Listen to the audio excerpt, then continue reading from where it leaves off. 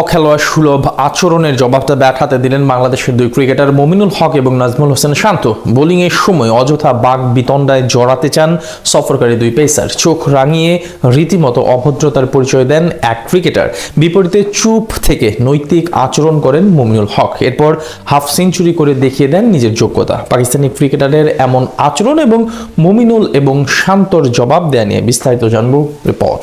মমিনুল হক বাংলাদেশের ক্রিকেটে শান্ত, নীরব এবং চুপচাপ স্বভাবের ক্রিকেটারদের মধ্যে অন্যতম চরিত্র। তার বিতর্ক কিংবা আলোচনা সবসময় এই দুটি শব্দের বাহিরে থাকাকে অধিক পছন্দ করেন এই ক্রিকেটার। তেমনি মাঠেও ব্যাটিং এর সময় খুব একটা কথা বলতে পছন্দ করেন না তিনি। কিন্তু আজ তার বিপক্ষে অখেলোয়াড় সুলভ আচরণ করলেন পাকিস্তানি পেসার মোহাম্মদ আব্বাস। একবার না, টানা দুইবার মমিনুলকে উত্ত্যক্ত করার চেষ্টা করেন তিনি, কিন্তু এর বিপরীতে একেবারে চুপ ছিলেন টাইগার বাম হাতি ব্যাটার। ভদ্রতার অনন্য নজির দেখিয়ে কোনো প্রকার মন্তব্য না করে ব্যাট হাতে হাফ সেঞ্চুরি করে জবাব দেন তিনি। একইভাবে নাজমুল হোসেন শান্তর বিপক্ষেও অস্বাভাবিক চোখ রাগানি দেন শাহিন শাহ আফ্রিদি। সেখানে টাইগার দলপতিও কোনো প্রকার বাজে উত্তর না দিয়ে চুপ করে দেখিয়ে দেন ক্রিকেটে কিভাবে ভদ্রতা বজায় রাখতে হয়। ক্রিকেটকে বলা হয় ভদ্রলোকের খেলা। 22 গজে ব্যাটে বলে লড়াইয়ের বিপরীতে সবসময় নৈতিকতা এবং ভদ্রতা বজায় রাখা প্রতিটা খেলোয়াড়ের দায়িত্ব।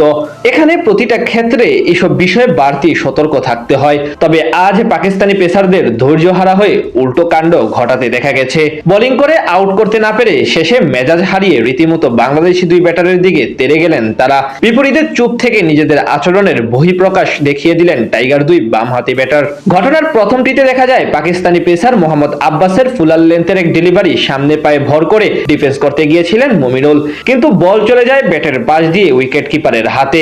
এই সময় অযথা মমিনুলের দিকে তেড়ে আসেন এই পেসার। কয়েকবার মুখে কিছু বলতেও দেখা যায় তাকে। চোখ রাঙিয়ে অখেলোয়াড় সুলভ আচরণ করেন তিনি। প্রতি উত্তরে অবশ্য কোনো ভূমিকা না রেখে চুপ করেছিলেন বাংলাদেশি ব্যাটার মমিনুল। তিনি একেবারে ভদ্রতার উদাহরণ দেন। খানিক পরে আবারও আব্বাসের বল ডিফেন্স করেন মমিনুল হক। এবার হুট করে বল নিয়ে অযথাই তাকে ঢিল মারার মতো ভঙ্গি করেন এই পেসার, যেন তিনি বল নিয়ে ইচ্ছে করে মমিনুলকে উত্ত্যক্ত করার চেষ্টা করছিলেন। সেই জবাবটা সাথে সাথে না দিলেও 50 করে নিজের যোগ্যতা বুঝিয়ে দেন এই বামহাতি ব্যাটার।